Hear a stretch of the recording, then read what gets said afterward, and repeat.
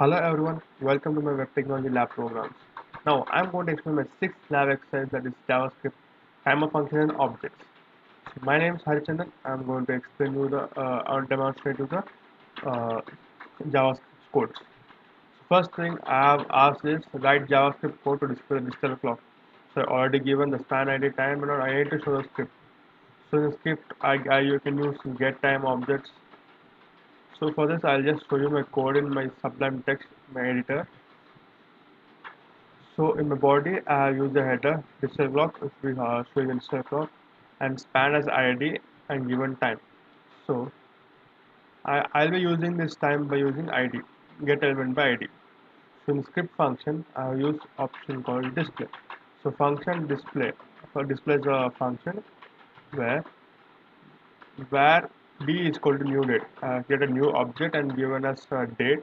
So document not get element by ID. I use this ID time here. Dot inner HTML is a code which we need to extract from HTML to JavaScript equal to d dot getAsk. D is the object we created here, so dot getAsk and d dot get minutes and d dot get seconds. So this will be showing and set interval display. So it will be displaying for this many seconds. So this is the program. Fifth exercise, I have many questions. So the first question output I'll be showing you now. This is the first question output. Display header. Within this interval time, it got displayed, and you can see 10:34 timeline, and you can see in my clock also it's 10:34 here. So the first question is working properly. So now I go to my second question, that is write JavaScript code to change background color for every 30 seconds. So I need to give time interval as 30 seconds, and I need to use variables for changing my colors. So I go to my editor and I go to second question. Yeah, here you can see I given a header as dynamic background, so the heading will be same and the background should be changed. So in this script I use function background as all thing, and variable red, blue and green are given math.floats, math functions, and through random picking into 255, so all colors it will be picked random in red, blue and green, and in this color RGB of all these things will be displayed here, and this will be given as output. So in document.get element by tag name body, so I give a tag name as body. So that body array 0 I gave a dot style is called background color with plus color. So color is here. So from this color it will be picking randomly automatically and it will be displayed. So this interval will be for 3000 seconds. So I'll show you the output for this one now. Dynamic background after 30 seconds, one color, after 30 seconds, another color, after few seconds again, another color. So these colors all are randomly picked by the system itself. So my second is working properly. So I go to back to my third one. Next. So create a EY handler which increases the font size when the mouse comes. So in JavaScript I need to use mouse as things. So in the question already given on mouse over, I need to increment size, on mouse out I need to decrease the size. So I need to define the code here. So I go to my third one. Yeah. As already told in the paragraph, I had given as ID para 1. On mouse over, increment size of function name. On mouse out, increment size of function name. This is the content. So in the script, function increment size are given document element tag name p.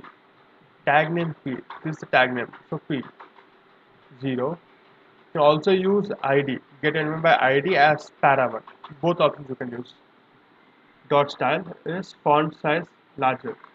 This is the thing, font size will be get larger, and decrement size document get removed by tag name paragraph style the font size decreases. So this is my uh, code. I'll show you the output now. So change font size. When I come here, it increases, mouse out decreases, mouse in increases, mouse out decreases. That's the thing which we need. Now I go back to my questions. Fourth question is um, I need an object which should be given an animation. So I use an image, and image should be animated. So the code which I use for animation is this. In the body tag, I given an image and source for it and width of it. And paragraph, I gave click to start and stop animations. So input tag, I gave two inputs. One is move right function, and on click is one more stop. So value is start and stop. So it will be displayed in the buttons start and stop. So in the script tag, when I go here, image is null. So where animation. So function init image object is equal to date element by id image.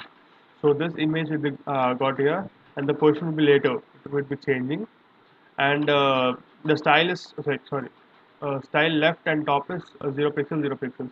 So it will be a top position 0 pixels 0 pixels 0 pixels. So when I give a function move right, using parseInt, the object style should be plus 5 pixels. So it will become plus 5 pixels. So animate set interval move right. For this interval of for 1 second, it will be changing. It will be coming down when I press start. So when I press stop, what happens?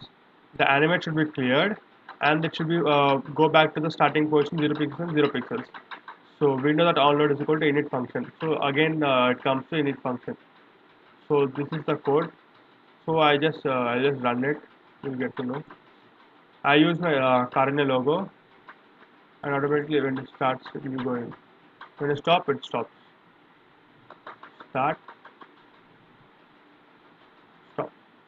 Got it right? This is my code, and I go for my fifth experiment. That is, I need to use an array, and using loops and all, I need to display the things which I mentioned in the array. So the code for that one is, yeah, here's the code. Where student, and I think I gave name John, this number this, so and so forth. I gave three arrays. So for variable I is equal to 0, I is greater to student lot length. So length of the student I plus plus. So it is used to access property actually. Object name property one student array. So variable a I given student I dot name. So name will be taken from the student thing, and b student as this number, and date of birth. So what I use, so using get element by IDs details inner.html. So as I told you, to get from HTML things, I need to use inner.html. Uh, A. A is what? Student name. So student name plus the register number is B. B is the student register number. Date of birth is C. So this will be displayed. Name register number is this, and date of birth is this. So from that one, what I do, I compare it with the 2000 thing. So what is 2000? Year 2000.